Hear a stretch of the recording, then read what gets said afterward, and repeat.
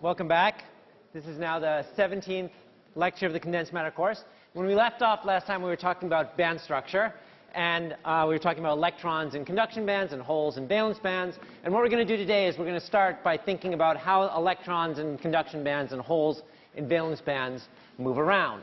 So let's start by drawing the bottom of a conduction band. So we have some E and some K, and there's going to be some quadratic minimum of a conduction band. Let's call this point here K min, where the bottom occurs, and this point here we'll call it E naught, the energy of the bottom of the conduction band. Very generally, maybe I'll write it over here. Very generally, we can write for an electron near the bottom of the band that E is approximately E naught plus just the Taylor expansion, d squared E dk squared times K minus K min squared, maybe other terms which we'll ignore. And given this, we will define an effective mass, an electron effective mass, effective mass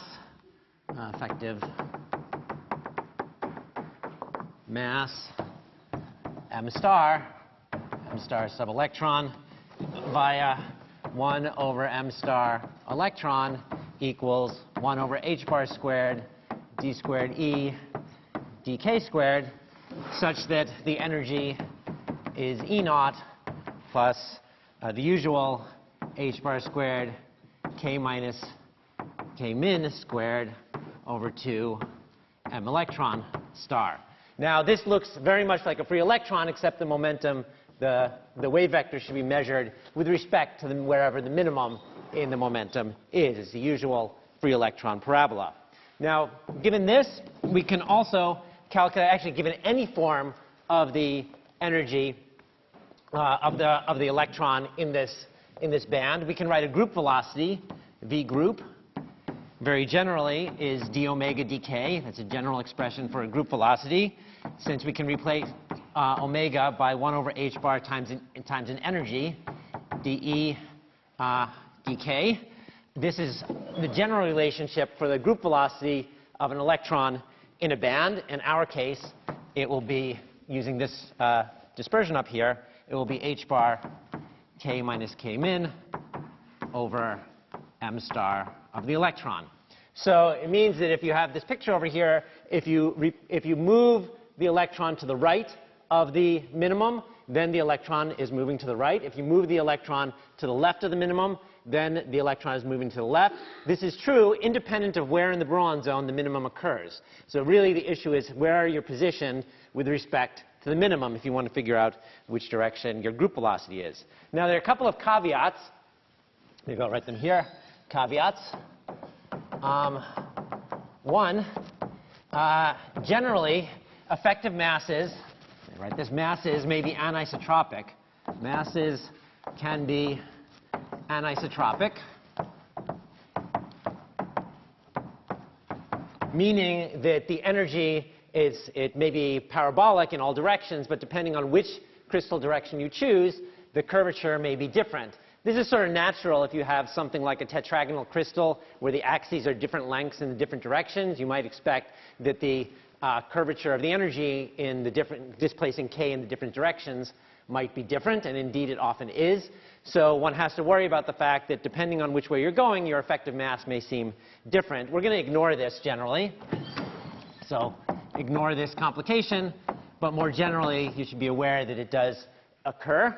The second complication that you should be aware that it occurs is you can have situations, if you plot E versus K, you can have a situation where there are two minima that occur at exactly the same energy, this, E.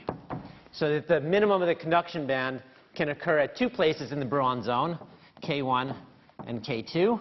These are known as valleys for obvious reason.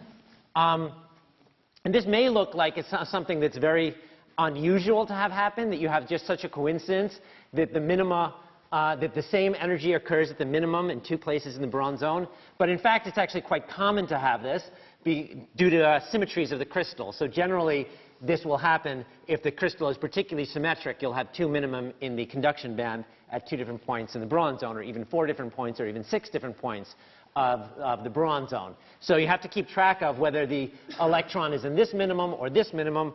But the general rule applies that if you displace yourself from the minimum to the right, you're moving to the right. If you displace yourself from to the minimum to the left of the minimum, then you're moving to the left. Okay? Now the final point, generally, we're going to ignore this complication also. Ignore this as well. Just be aware that it sometimes occurs. The final complication is perhaps a much more important complication.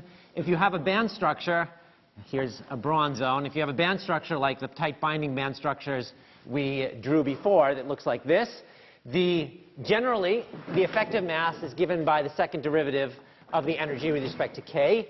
So that would mean that m star of the electron here is greater than 0, but up here, m star of the electron would be less than 0, which seems rather odd to have a negative mass for a particle. But we'll see in a moment that actually makes quite a bit of sense, and really we should think of the mass of the electron as being negative. The general definition that the mass of the electron, 1 over h bar squared d squared e dk squared, will always hold, and that's what we should always think of as the effective mass. Okay? So far so good? This was the easy part. The hard part is when we start thinking about holes at the top of a valence band. So the reason it gets hard is because minus signs will come back and bite you one way or the other. So it's really hard to keep track of the minus signs. And to make matters worse, some books put the minus signs in different places. So this is one of these situations where as long as you know what you're doing, you can move the minus sign around. If you have the even number of minus signs at the end of the day, you got the right answer. But what I'm going to tell you is what I think is the most natural way to think of where you put the minus signs. And I think most books agree with me on this, but not all. So be warned about that. So this is the situation with holes at the top of valence bands. Top of bands. So that means up here, where we found this odd result that the mass of the electron is negative. When we're thinking about the top of a band, like over there where we found this odd result, we're usually thinking, when we're at the top of the band, about a nearly filled band, a nearly filled valence band. So we'll draw again E versus K, and we'll imagine that we have the top of some band, which is mostly filled, and we'll think about, okay, we'll put this at K max, and okay, and we will call this E naught also up here. We imagine if we put an electron up at the top of this band somewhere, its energy is going to be, okay, so for the case of holes, top of band, the energy of an electron, E electron. It's really good to keep in your head track of whether you're talking about an electron energy or a hole energy, because you'll see that they're going to get confused in a second. So the electron energy, if you put an electron near the top of the band, that will be some E0 plus 1/2 d squared E dk squared times K minus K max squared, exactly the same way as it was before. But now this quantity here is negative, so this is less than 0. And this is why we should think of the mass of the electron here as being a negative quantity, because the energy actually goes down as you go away from the maximum. So here, what we're going to do to make our life a little bit simpler is to define a mass of a hole. Define mass of hole to be h bar squared over m whole star is minus d squared E for the electron, dk squared. So this thing here is greater than 0 at top of band. And you will notice from comparing this definition to the above definition that the m star of the hole is actually equal to minus m star of the electron. Okay? So up here, where the mass of the electron appears to be negative, we've defined the mass of the hole to be minus of that. Now, why is it that this makes sense to do? Why is it we should define the mass of a hole to be negative the mass of the electron, and why should it be the mass of the hole be positive at the top of the valence band? So let's think about this for a second. So here we have the same top of the valence band. We imagine the whole valence band is filled, except for one hole, which we're putting at the top of the band here. Okay? So the energy of the hole, E hole, must be some constant, E naught twiddle. And then we want to find out, how does the energy of this hole change as we displace it from the top of the band? So let's imagine this point here, just so we don't have to carry around these k maxes and k mins anymore. Let's decide this point here is k equals 0. As we displace k from, this is just for simplicity, it doesn't have to be at k equals 0, but let's imagine it is. Let's ask what happens to the energy as you displace the hole from the top of the band. So we're going to move the hole from here to here.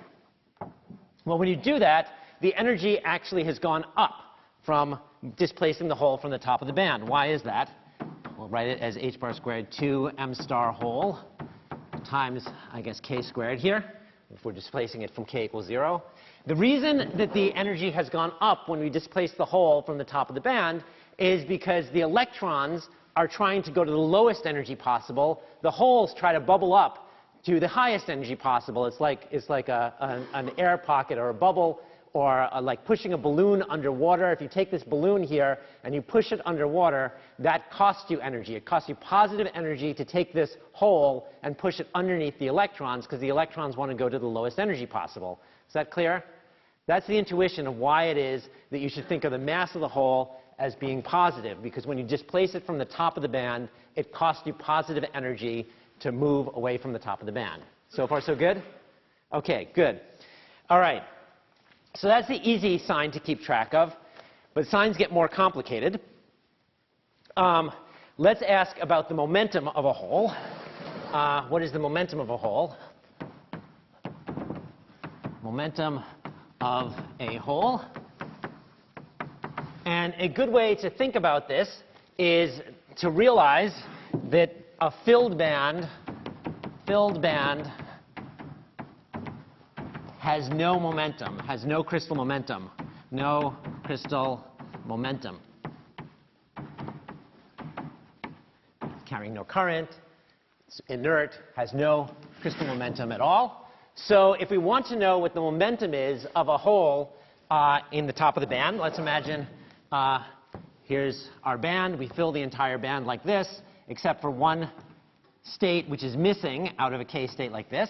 We imagine taking this hole, this missing particle from the band, if we add it to a band that's empty except for that one electron placed in, then this plus this equals a filled band, equals filled band, filled band.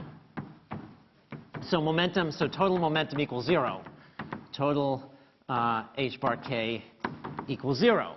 Okay? So the sum of these two put together, the filled band with the absence of the hole plus the empty band with this one electron, sorry, the filled band with the absence of this electron plus the empty band with the presence of this electron, when you put them together, their total momentum is going to be 0. So what we have then is h bar k for the hole over here plus h bar k for the electron should, which is over here, should give us a total of 0. So far, so good? So that means that h bar k for a hole must be minus h bar k for the missing electron. Okay? So that's a good way to keep track of what the momentum of a hole should be. There's one of these confusing minus signs. Now let's think about, given this, what the velocity is of a hole at the top of the band. These things are all actually going to end up being important, because you need to know which way the electrons or the holes are moving. Keeping track of it for an electron at the bottom of the band, everything seems very natural, but a hole at the top of the band, everything starts getting confused, so it's important to keep track of these correctly. So let's think about velocity of hole at top of band,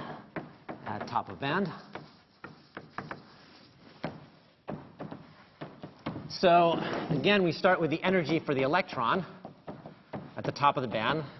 So that's E naught minus h bar squared k electron squared over 2 m star whole. Okay, now why did I draw it this way? So m star whole is greater than 0. The energy for the electron decreases as you increase the momentum of the electron away from k equals 0. The band is curving down, so the energy for the electron is decreasing. The group velocity then, which is always 1 over h bar d, so this is the group velocity for the electron, d e electron dk electron, is then minus h bar k electron over m star whole. Or, since m star whole is minus m star of the electron, we can write this as h bar k e over m star electron, but m star electron is less than 0. So what this means is if I had an empty band like this, and I had an electron here near the top of the band, the velocity of this electron is actually going this way. B group is going this way, right? Because you can think of that as the electron mass is negative because of the negative curvature, so the group velocity is actually in the opposite direction as the wave vector. Okay? I know it's confusing, but you know, if you just keep track of the signs carefully, everything comes out correct. Let's compare that to the energy, to the situation if we think about it in terms of holes. So the energy of a hole near the top of the band is some constant plus h bar squared k whole squared over 2 m star whole. So the energy of the hole increases as you increase its momentum away from the top of the band. So the group velocity, V group whole, equals 1 over h bar dE whole dk whole equals h bar k whole over m star whole. And k whole, we just decided, is the same thing as minus k for the electron. So this is the same thing as minus k h bar k electron over m star whole, which is in fact the same thing we just calculated up here.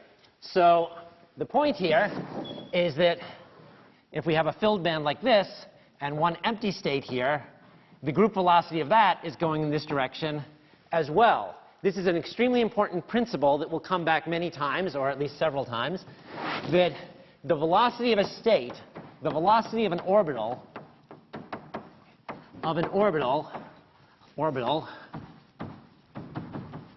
is independent of whether that orbital is filled, whether the orbital is filled.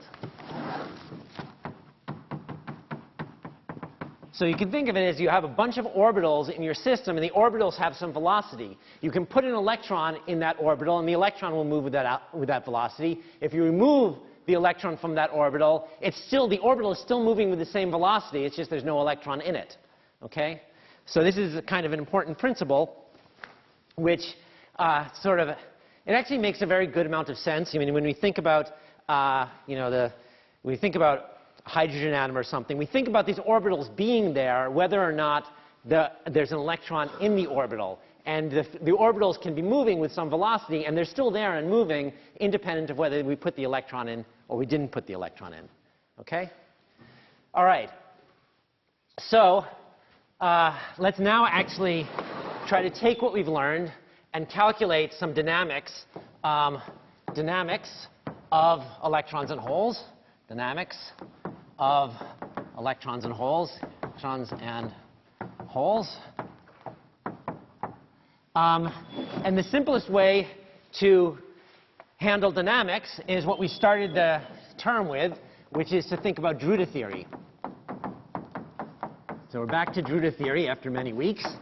And so let's recall the Drude equation that we derived. Some P dot equals F, just Newton's equations with a drag term, P over tau.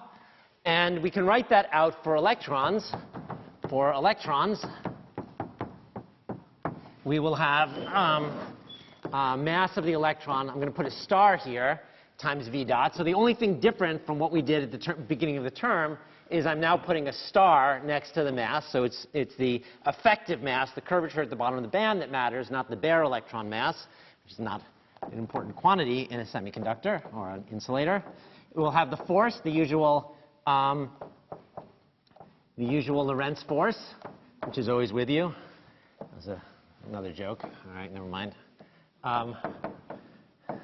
V over tau for the electron, the scattering time for the electron. So this should look fairly familiar. This is the Drude transport equation that we had before. There's some acceleration, and mass times acceleration. There's some force. There's a charge of minus e on the electron. There's a Lorentz force, and there's a drag force here. This equation holds true whether we're talking about an electron near the bottom of the band or an electron near the top of the band. However, near the top of the band, the sign of the mass gets to be negative. And that seems a little bit weird, but if we think about it, near top of band,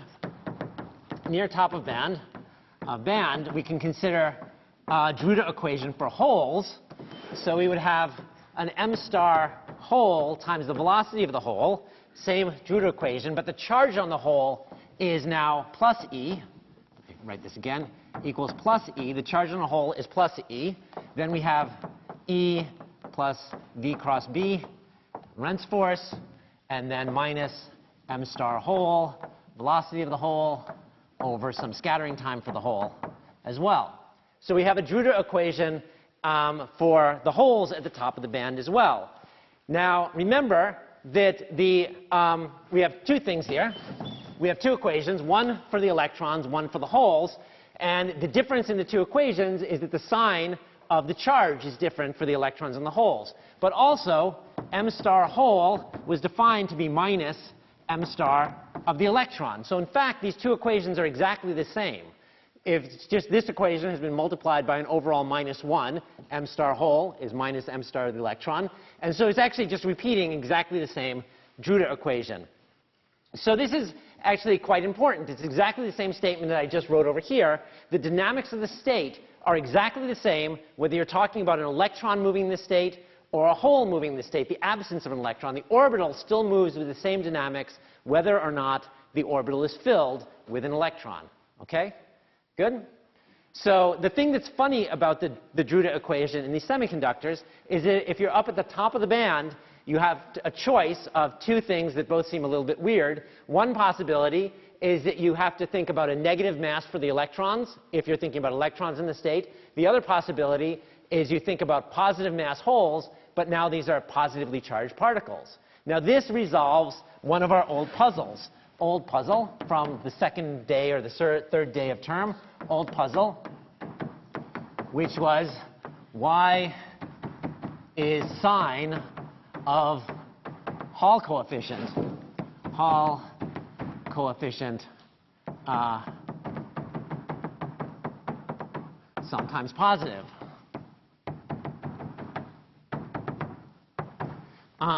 So you'll recall that we derived in Drude theory that the Hall coefficient is 1 over n times the charge on the particle moving around. This is the charge on the electron. So if you have a band which is mostly empty and there are just a couple of electrons moving around, then you have Drude theory for these electrons moving around, just like we thought about in Sommerfeld theory or in Drude theory at the beginning of the term, and you'll get a Hall coefficient which is negative. But if you have a band which is mostly filled and you just have a couple of holes in the top of the band running around, then either way you look at it, whether you think about it as holes running around with a positive charge, or you think about it as electrons running around, but now the mass of the electron is negative, what you'll get is you'll get the opposite sign, because now the things carrying the charge have the wrong sign. They have positive sign instead of negative sign. So this is what Drude might have deduced way back in 1901, that it appeared that for some materials, for some reason, the charge carrier had the wrong sign. And indeed, that's what's going on. In some materials, the charge is carried by holes rather than electrons. So if you have a semiconductor and you dope it with electrons, you always get this sign of the Hall coefficient. If you dope it with holes, you'll get the opposite sign of the Hall coefficient. Now for metals, real metals like calcium or beryllium or manganese or something like that, which are not just lightly doped, where we have some complicated band structure, it's less clear what the sign of this is supposed to come out as, because you can have a situation like we discussed with calcium in the last lecture, where you have a partially filled lowest band and a partially filled highest band. So you can think of it as having some holes in the first boron zone, some holes in the first band, but some electrons in the second band.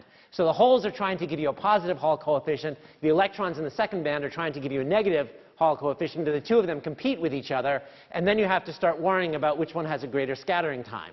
Okay? So it gets a little bit more complicated for genuine real metals like beryllium or manganese or calcium.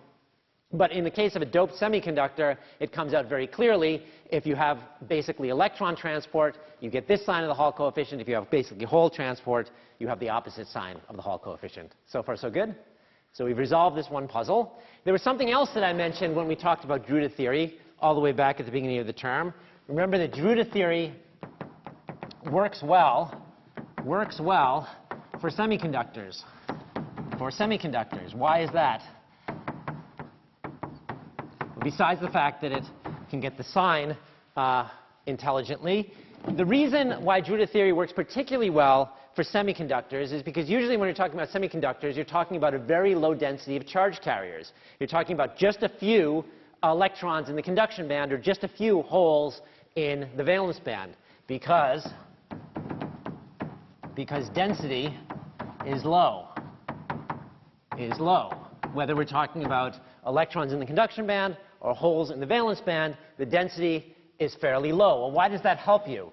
The reason that Drude theory failed back when we were studying it for the first time is because we neglected Fermi statistics. We neglected the fact that the electrons were fermions, and that made us mess up all of these things like the heat capacity. We got that completely wrong because we neglected Fermi statistics. But if the density is really low, you're actually entitled to neglect Fermi statistics. Why is that? Well, if the probability of having two electrons ever sit in the same orbital is extremely low, because the density of these electrons is very low, then you can just treat these as classical particles, Maxwell-Boltzmann particles, because it's very unlikely they're going to sit in the same orbital in the first place. A sort of better defined way of saying that is the Fermi energy, given this density. The Fermi energy increases with density. If the density is low, the Fermi energy is low. If the Fermi energy is much less than the temperature, which would be true if the density is low, then you don't have to worry about Fermi statistics. You can treat the particles as being classical. So particles are classical.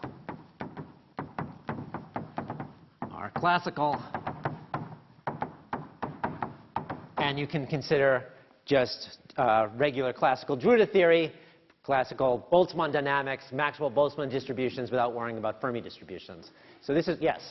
Sorry, we were just wondering, do holes obey Fermi statistics then? Do holes, yes, holes, we'll come to that in a moment, but holes also do obey Fermi statistics. You can only put, if you think about it for a second, you can only put one hole in a particular K state. If you start with the valence band filled, you can take it out once, but you can't take it out again. Okay? Yes, holes do obey Fermi statistics. They are fermions. All right. So this is actually bringing us to the realm of statistical mechanics or thermodynamics of our particles in semiconductors. So we have to start thinking about things like how many electrons get excited from the valence band to the conduction band, how did they get there, what are they doing once they're there, what's the effect of temperature. So one thing that I told you in the last lecture that I should be a little bit more honest about, we're going to go back to think about doping for a second and how doping is affected by temperature. Doping and temperature. Okay? So let's recall that when we took a N-dopant like phosphorus, phos in silicon, an N-dopant, we wrote that phosphorus equals a silicon plus one proton plus one electron. And I told you the electron goes into the conduction band,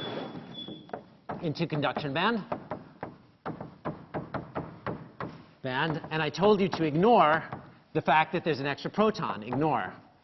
Now, this issue of being able to ignore the extra proton that we put in addition, that is something that is actually we have to be a little bit more careful about.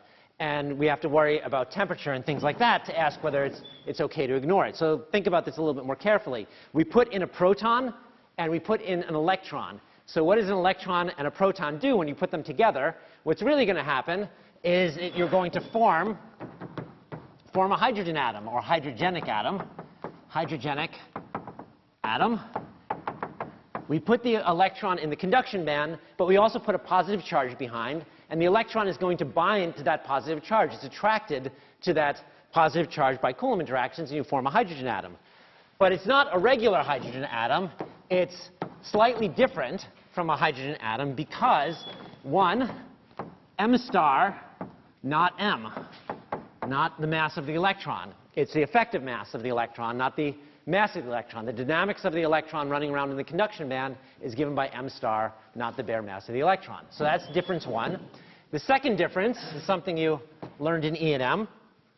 The Coulomb interaction, the attraction back to the proton, is e squared over 4 pi epsilon naught epsilon relative times r. R. Epsilon, a relative dielectric constant. Relative dielectric constant, not the usual e squared over 4 pi epsilon naught r. Okay? So the Coulomb interaction is reduced by the relative dielectric constant because you're living in a semiconductor, not living in the vacuum of outer space. So if you recall, we're a regular hydrogen atom, regular hydrogen atom. There's a binding energy, E binding, which is, well, okay, you probably, well, maybe you do remember this formula. It's 8 epsilon naught squared, Planck's constant squared, but you probably remember the magic number 13.6 eV, which is a Rydberg. So this is the binding energy of a regular hydrogen atom, but in a semiconductor, the binding energy, E binding, of the electron back to the proton, the additional charge that I put in with the dopant, is now m star electron e to the 4th over 8 epsilon relative epsilon naught squared over h squared, which I can then write as m star of the electron divided by the mass of the electron times 1 over epsilon relative squared times 13.6 eV. Now, this expression can be a whole lot different from 13.6 eV, and generically it's going to be a lot smaller. Typically, effective masses of electrons in semiconductors can be 1/3 of the mass of an electron. It can be even 1/10 of the mass of an electron, or even smaller. The dielectric constant in semiconductors can be numbers like 10. So that means that this number, the actual binding energy of the electron to the proton in the semiconductor, can be as much as a factor of 1,000 less than this. For example, in silicon, E binding of the electron back to its dopant nucleus is 0.044 electron volts, a much, much, much smaller number. Now, why is that important? Okay. Oh, look at this. I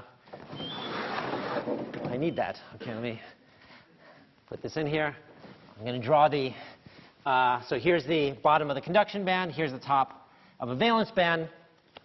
So when you put a dopant in, when you put the phosphorus dopant in, you form a bound state, which is a very small distance, E binding, below the bottom of the conduction band. So you gain a tiny bit of energy by binding. Instead of just sitting with k equals 0 in the conduction band, you gain a little bit of energy by binding to the positive nucleus that you came from. However, this energy here is very, very small, and at room temperature, I'll write this down, at T room, the electron breaks free. Breaks free and goes off into the conduction band. Breaks free and goes into conduction band. It's just thermally excited into the conduction band. And this is why it's okay to think about when we add phosphorus dopant to silicon, we really should just think at room temperature or a higher temperature, we should think about this as just directly adding electrons into the conduction band. If you cool it down, if you cool this, maybe I'll write that down. So doping adds electrons, adds E directly to conduction band.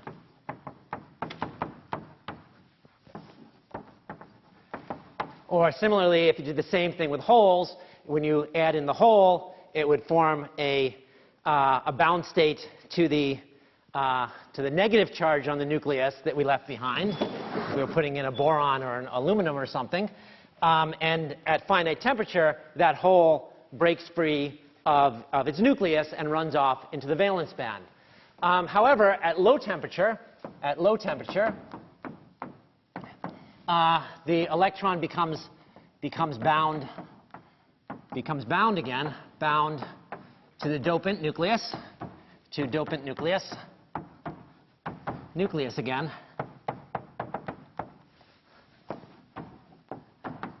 So if you were measuring the density of electrons in the conduction band, if you cooled the system down a lot, all of a sudden you would discover that the density of electrons in the conduction band was dropping because all of these electrons were getting frozen back onto the nucleus that they came from. This is known as carrier freeze-out. Carrier freeze-out. Okay. All right. So far so good? Everyone happy with this? All right. So now it's time to do some serious statistical mechanics, thinking about how many electrons we should have in the conduction band and how many holes we should have in the valence band. This is a rather important calculation that actually shows up on exams very frequently. So it's a good thing to go through several times.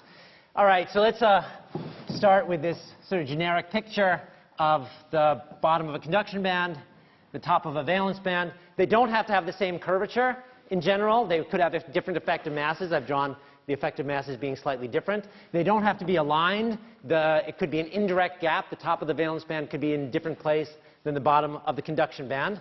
We'll call this energy E-conduction, EC for E-conduction. We'll call this energy EV for E-valence. This energy E-gap, E sub G. And E-gap equals E-conduction minus E-valence. And we'll imagine that the chemical potential is somewhere in the middle of the band, and we'll try to figure out where it is. All right. And so we start with the valence band being completely filled, and we're going to try to figure out what happens when we add temperature.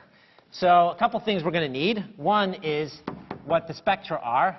So for energy greater than energy conduction, we have energy as a function of K is energy conduction plus h bar squared K minus K min squared over 2 m star electron.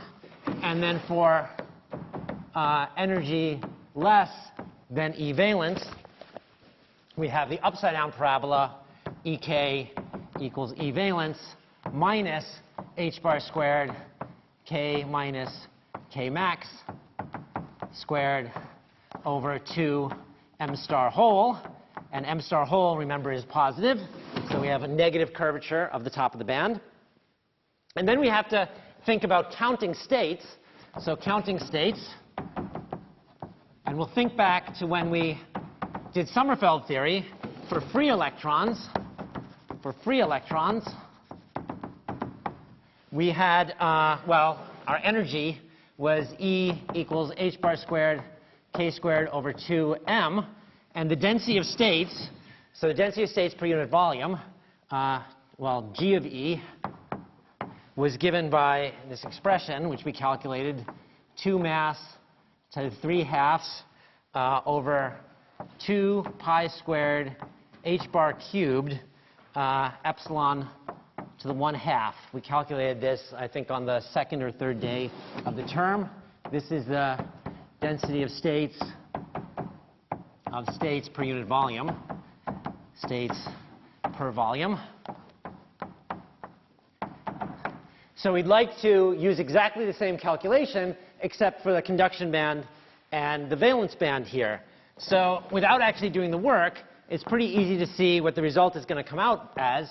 The density of states in the conduction band for E greater than E conduction is going to be 2 mass of the electron star to the 3/2 divided by the same 2 pi squared h bar cubed.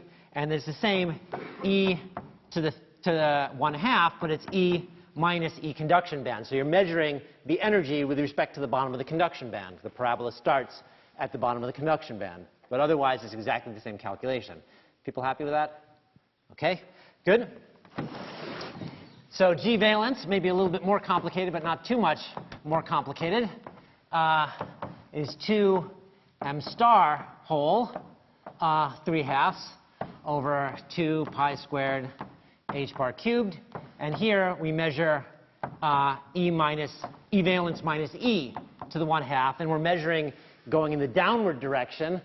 Well, we need this thing to the 1/2 to be a positive number, so it has to be E valence minus E. We measure going down. We get an increasing number of states as we go down to lower energy. Good? All right. So then we can write in conduction band.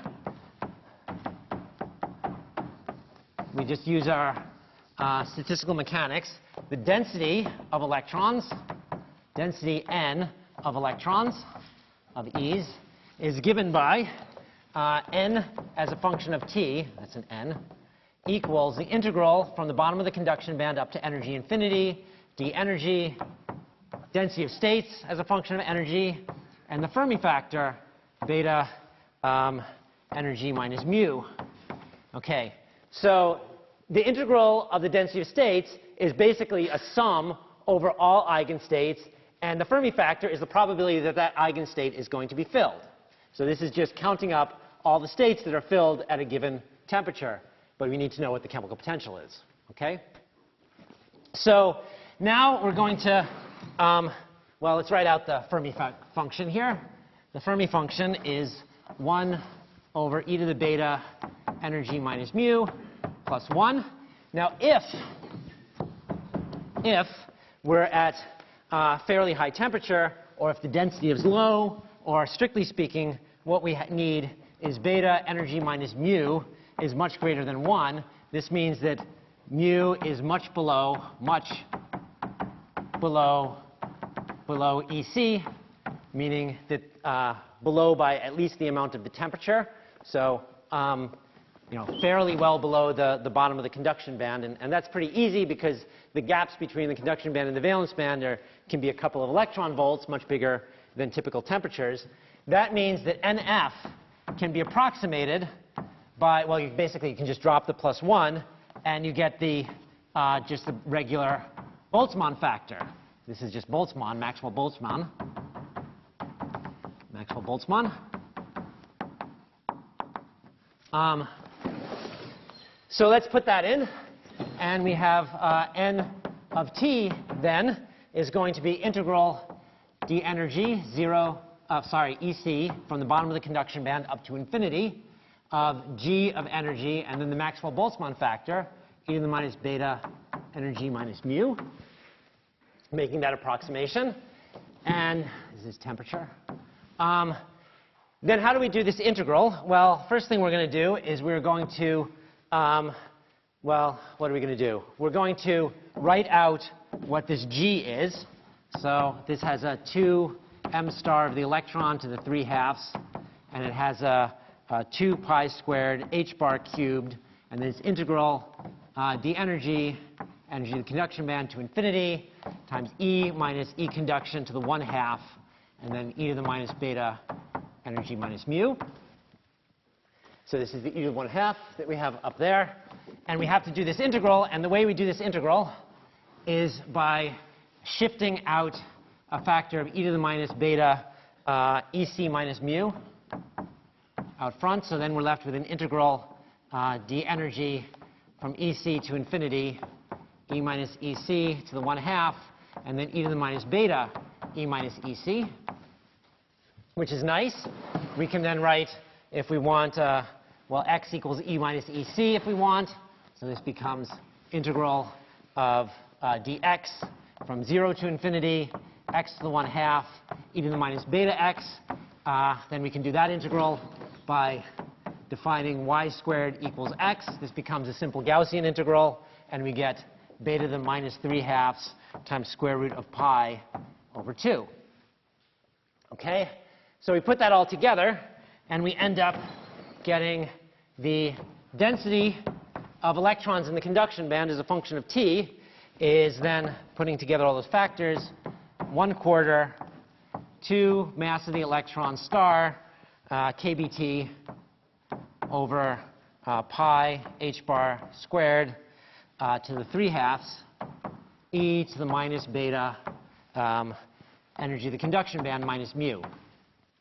So this is our expression. We now know how many electrons there are in the conduction band as a function of temperature and as a function of mu.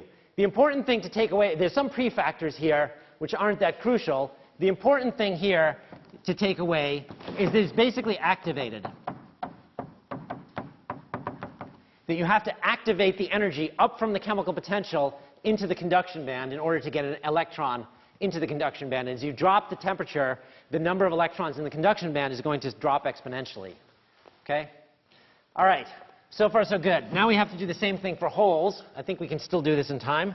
So the number of holes in the valence band, well, okay, let's write that. That's going to be integral from minus infinity to the top of the valence band, d energy, the density of states in the valence band, and then I'll write 1 minus the Fermi factor in the valence band, beta epsilon minus mu. Why is that? Well, if the probability of an electron being a state is the Fermi function, then the probability of a hole being the state, the absence of an electron, is 1 minus the Fermi function. Good? All right? So this factor here, we're going to basically go through the same manipulation. So this is, we can write this as 1 minus 1 over e to the beta epsilon minus mu plus 1. That becomes, oh, I'm running out of space, aren't I? All right.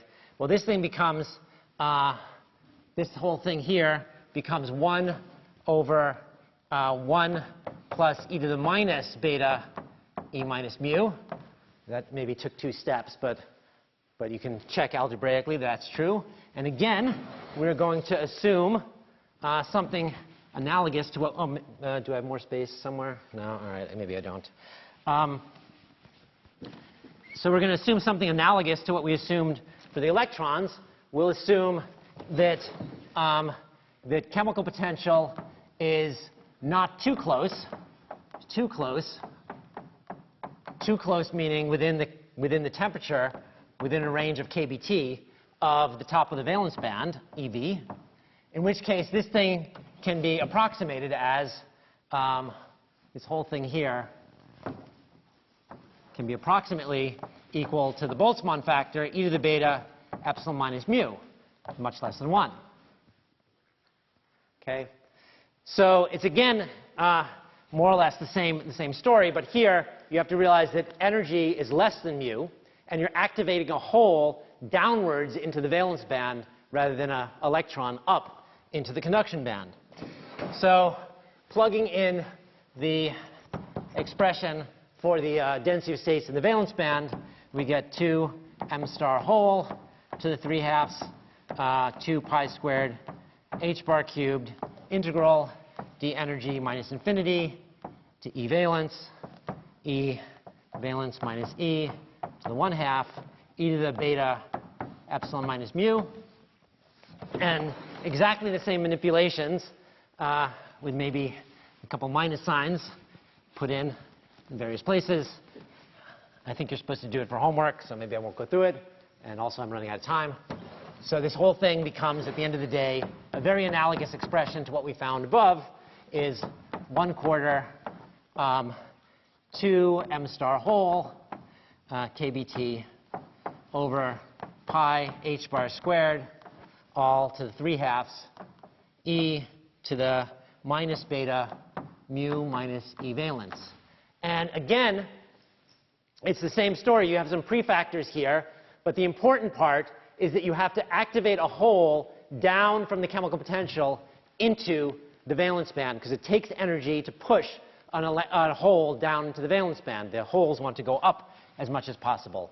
So if we knew the chemical potential and we knew the temperature, we could figure out the density of electrons in the conduction band and the density of holes in the valence band.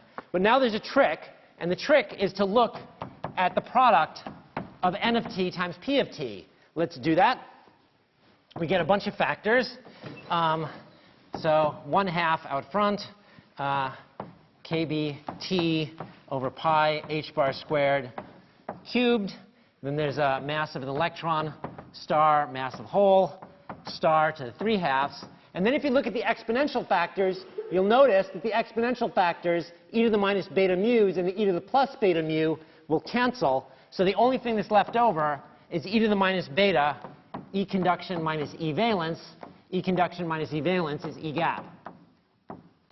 So if you know the gap energy and you know the temperature, you know the product of the number of electrons in the conduction band and the number of holes in the valence band. And this law, very important law, is known as the law of mass action. Law of mass action. If you talk to chemists, they know this. They have a law of mass action, and the nomenclature comes from this, from chemistry. Actually, I won't maybe go through why it's called the same thing as the law of mass action in chemistry. But the important thing here to realize is that the product is independent of the chemical potential, and that means it's independent of how we've doped the system. So let's just a couple more things. If we have an intrinsic, oh, did I use that word? I never used that word before. So intrinsic means undoped. So if I have an intrinsic semiconductor, I should have probably used that word in the last lecture. For an intrinsic semiconductor, the density of electrons in the conduction band equals the density of holes in the valence band, because each time you take an electron out of the valence band and you put it up in the conduction band, you created one hole and you created one electron. In which case, you can just take the square root of the law of mass action and you can tell what N and P are at any temperature. So you're good there. But for a doped system, then it's more complicated. Then we add dopants, and we have the number of electrons in the conduction band minus the number of holes in the valence band equals the number of donor impurities minus the number of acceptor impurities.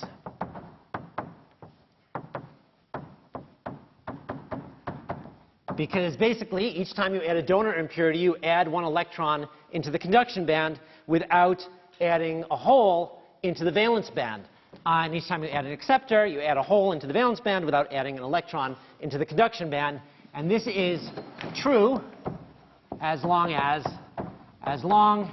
as T is greater than T freeze out, where the electrons in the conduction band get bound to their donors, and the holes in the valence band get bound to their acceptors. So the key thing to realize here is that the product of N and P is fixed, independent of the doping. The difference of N and P depends on the doping. This means that as you add as you add donor impurities, the chemical potential goes up. So you get more electrons and fewer holes, but the product of the number of electrons and the number of holes stays fixed. As you add more acceptors, the chemical potential goes down. You get more holes than electrons, but the product of the two stays fixed. Maybe I'll even write that before calling it quits. Adding donors, mu goes up. Mu goes up. We're adding acceptors.